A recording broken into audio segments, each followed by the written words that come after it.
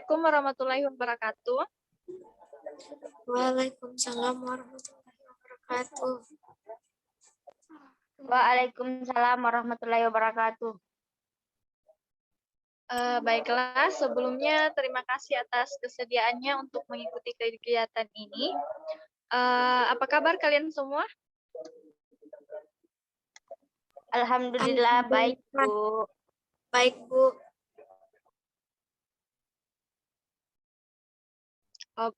Oke, baiklah. Sebelumnya perkenalkan, nama saya Yuli Kristiani. Di sini saya sebagai pemimpin kelompok dalam kegiatan ini. Baiklah, sebelum kita memulai kegiatan ini, marilah kita berdoa agar apa yang kita lakukan dapat bermanfaat bagi kita semua. Doa dimulai.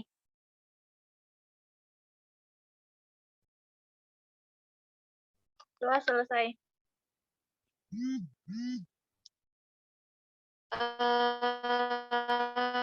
Nah, kali ini topik yang akan kita bahas adalah mengenai yuk bijak dalam bersosial media.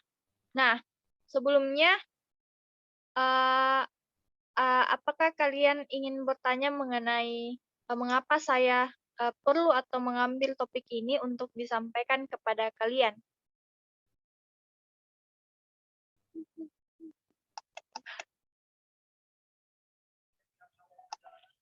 Ya, Bu. Kenapa memilih sosial media untuk jadi bahan materi pembelajaran kita pada hari ini, Bu? Baiklah. Iya, Ibu.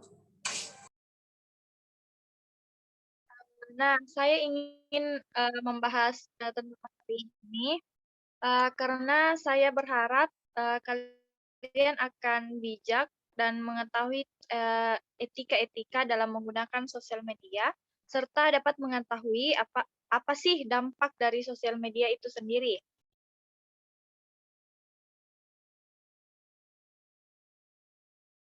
Bagaimana? Apakah kalian sudah paham? Iya, Paham, Ibu. Ibu. Paham, Ibu.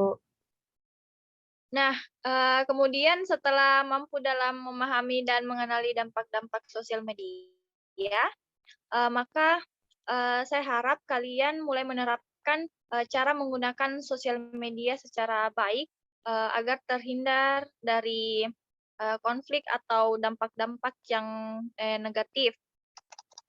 Nah, di sini kalian lihat ada PPT yang akan ditayangkan. Coba kalian lihat dengan saksama karena sebentar akan ada pertanyaan atau lembar kerja untuk kalian. Jadi mohon untuk memperhatikannya. Iya, Ibu. Nah, di dalam PPT, apa itu sosial media? Nah, sosial media adalah sebuah tempat bagi para penggunanya untuk dapat dengan mudah berinteraksi secara online, mulai dari Facebook, Twitter, Instagram, Pet, BBM, WhatsApp, Line, dan lain-lain.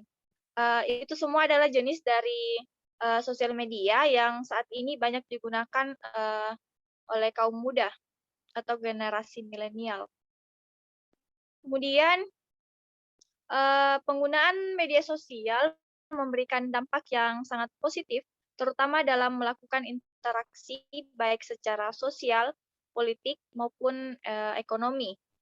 Penggunaan media sosial ini memberikan kemudahan dalam berkomunikasi, baik dengan teman, keluarga, yang tidak memungkinkan dilakukan melalui face-to-face karena faktor jarak.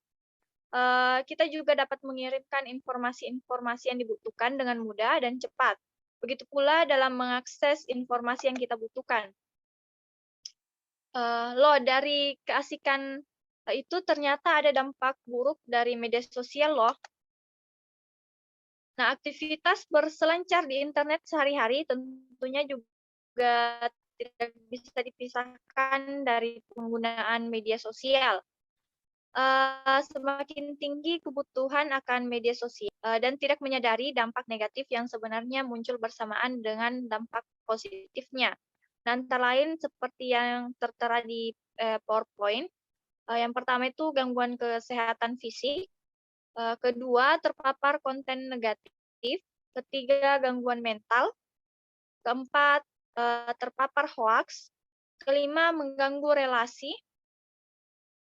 Dan terakhir, menimbulkan kejahatan. Kemudian saya juga memberikan gambar berita-berita dari beberapa dampak negatif yang terjadi, seperti ketika kecanduan internet merupakan gangguan mental lain, dan lain sebagainya.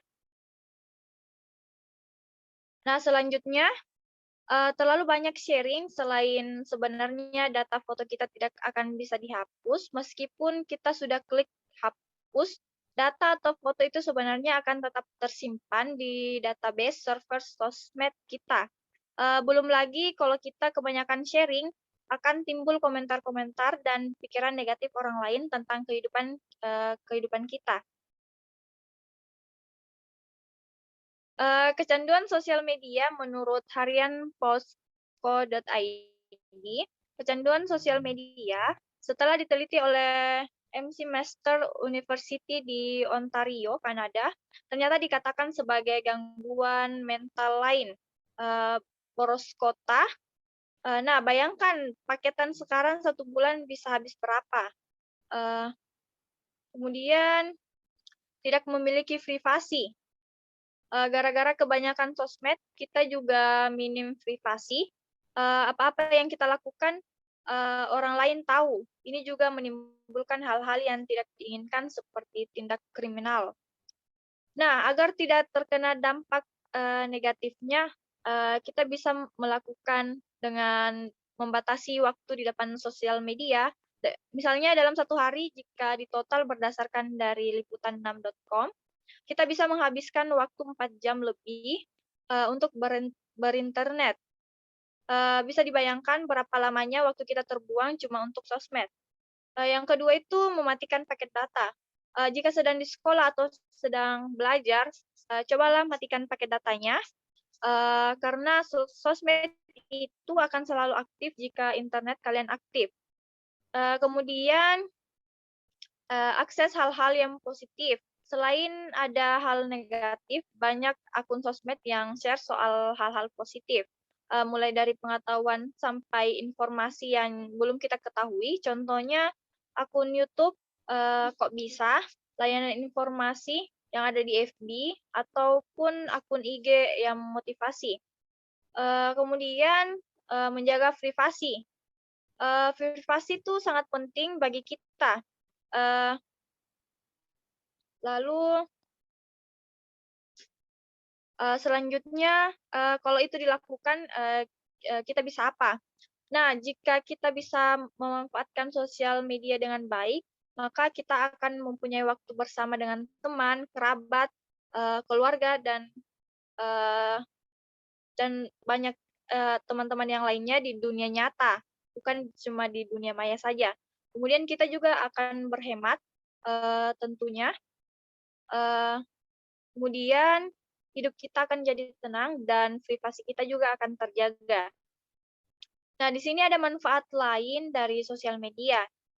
Yang pertama itu bisa dijadikan ajang untuk berbisnis. Kemudian itu untuk berbagi ilmu pengetahuan. Lalu selanjutnya, seperti apa sih etika dalam bersosial media itu? Nah, dalam penggunaannya tentu kita memberikan kebebasan agar bisa berkomunikasi dengan siapa saja. Namun sering disalahartikan di sini adalah bebas bukan berarti tanpa etika. Alangkah baiknya jaring kita melihat etika apa saja yang harus diperiksa pada saat menggunakan sosial. Tidak sedikit permasalahan sosial yang terjadi akibat kesadaran masyarakat dalam beretika di media sosial. Justru para pengguna terkadang dibutakan oleh berita yang tidak benar atau hoaks. Kemudian di sini ada beberapa hal penting mengenai etika dalam menggunakan sosial media. Nah, yang pertama, hati-hati dalam menyebarkan informasi pribadi atau privasi ke publik. Kedua, gunakan etika atau norma saat berinteraksi dengan siapapun di media sosial. Ketiga, hati-hati terhadap akun yang tidak dikenal. Keempat, pastikan unggahan di akun media sosial tidak mengandung unsur sara. Kelima, manfaatkan media sosial untuk membangun jaringan atau untuk mencantumkan sumber konten yang diunggah. Kedelapan, manfaatkan media sosial untuk menunjang proses pengembangan diri. Dan yang terakhir, jangan mengunggah apapun yang belum jelas sumbernya. Nah, itulah tadi yang dapat saya jelaskan. Nah, di sini,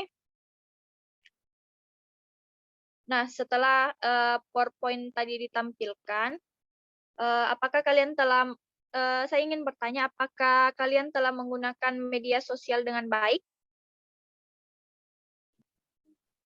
Belum terlalu baik, Ibu. Oke.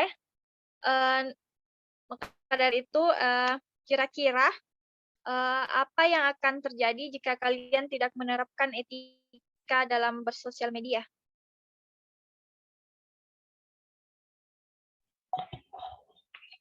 Tidak memiliki privasi, Bu. Mungkin bisa, ya, Oke, bisa baik. juga terjerumus ke dalam hal-hal yang negatif. Ya, baiklah. Oke, sebelum saya tutup, kesimpulan dari layanan ini adalah walaupun sebenarnya dalam menggunakan sosial media, kita diberi kebebasan untuk berbagi informasi, menyampaikan pendapat, atau berkomunikasi dengan orang lain, namun bukan berarti dalam bersosial media tidak ada etika atau aturan yang membatasinya. Nah, mengapa sosial media atau etika itu perlu? Karena sebagai pedoman, batasan atau aturan kita dalam berinteraksi dengan orang lain atau menyebarkan informasi agar tidak merugikan diri sendiri ataupun orang lain. Baiklah. Terima kasih atas perhatian yang telah kalian berikan selama kegiatan ini berlangsung. Dan semoga kalian dapat mengikuti kegiatan selanjutnya. Nah, sebentar saya akan mengirimkan lembar kerja peserta didiknya, mohon untuk diisi. Dan setelah selesai, mohon untuk kirimkan kepada saya. Sebelum kita mengakhiri kegiatan ini, ada baiknya kita mengucapkan Alhamdulillah. Alhamdulillah ya. Oke, baiklah. Sampai jumpa di kegiatan kita selanjutnya. Assalamualaikum warahmatullahi wabarakatuh. Waalaikumsalam warahmatullahi wabarakatuh, Ibu. Bu. Terima kasih, Bu.